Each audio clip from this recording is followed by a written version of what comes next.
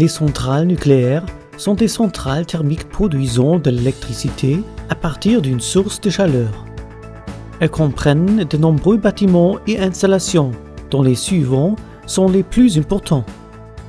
Le bâtiment des machines abrite plusieurs turbines à vapeur et l'alternateur nécessaire à la production d'électricité. Le bâtiment réacteur, généralement double enceinte étanche, qui contient le réacteur nucléaire. Dans son intérieur a lieu la réaction nucléaire qui réchauffe l'eau. La tour de refroidissement pouvant atteindre des hauteurs de 200 mètres a pour fonction de refroidir l'eau de refroidissement réchauffée.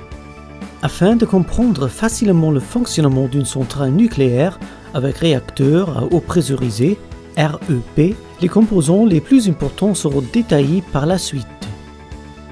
Dans le cœur du réacteur a lieu la réaction nucléaire ou la production de chaleur. Le REP, comme dans notre cas, a une hauteur d'environ 12 mètres et des murs d'une épaisseur d'environ 25 cm. À l'intérieur se trouvent les éléments de combustible. Les REP contiennent souvent pas loin de 150 éléments. Chaque élément est, à son tour, composé de plusieurs barres de combustible. Chaque barre mesure environ 5 mètres de long, avec un diamètre d'environ 23 cm. C'est ici que se trouve le combustible proprement dit. Il s'agit de petites pastilles de plutonium ou d'uranium enrichi, permettant la réaction de fission en chaîne. Au cours de cette réaction, l'énergie sous forme de chaleur est libérée. L'eau sert à entretenir la réaction en chaîne et à absorber la chaleur produite. L'eau est échauffée dans le réacteur à plus de 300 degrés Celsius, mais n'entre pas en ébullition, car le pressuriseur maintient la pression de fonctionnement de l'eau constamment à environ 160 bars.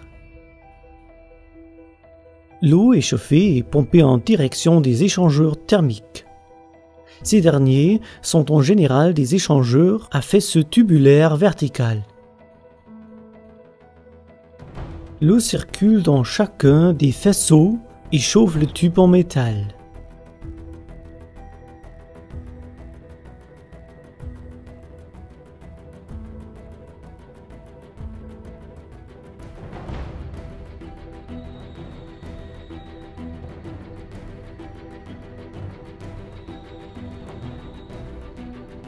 Si l'eau est maintenant acheminée dans l'échangeur thermique, elle commence à bouillir.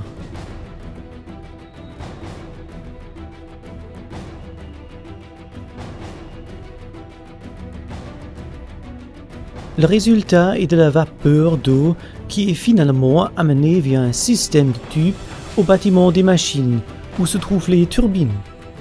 La vapeur entraîne dans un premier temps une turbine haute pression suivie en général de 2 turbines basse pression.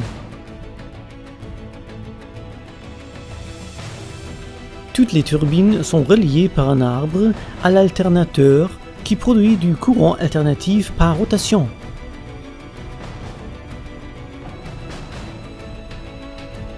Dans le condensateur, la vapeur d'eau est condensée, c'est-à-dire revient à un état liquide et est restituée au générateur de vapeur. L'eau de refroidissement provient souvent d'un cours d'eau proche ou est refroidie par une tour de refroidissement. Les circuits d'eau sont toujours séparés les uns des autres. Le circuit primaire ne quitte jamais le réacteur. L'eau est radioactive car elle est en contact direct avec le combustible. L'eau du circuit secondaire entraîne les turbines et n'est pas radioactive.